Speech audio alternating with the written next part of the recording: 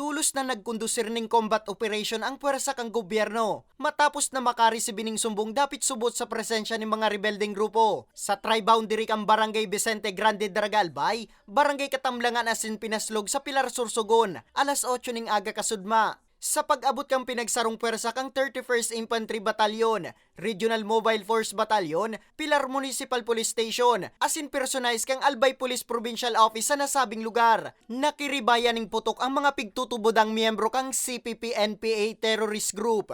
Sigun kay Captain Frank Ronaldo kang 9th ID Infantry Division Philippine Army, nagdurar ning 15 minutos ang ribayan ning putok. Na-recover sa lugar kang engkwentro ang duwang M16 rifles, duwang anti-personnel mines, sarong molotov, 10 cellphones, asin mga propagandang dokumentos asin iba pang personal na mga gamit kang rebeldeng grupo.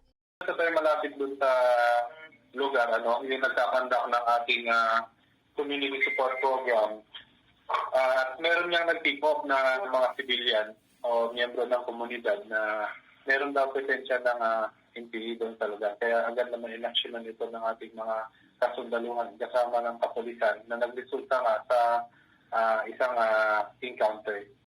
Maswerte man na daing nadanyaran sa buhay kang puwersa kang gobyerno, asin kang rebeldeng grupo maging sa mga sibilyan. Fortunately, wala namang nasaktan doon sa government forces.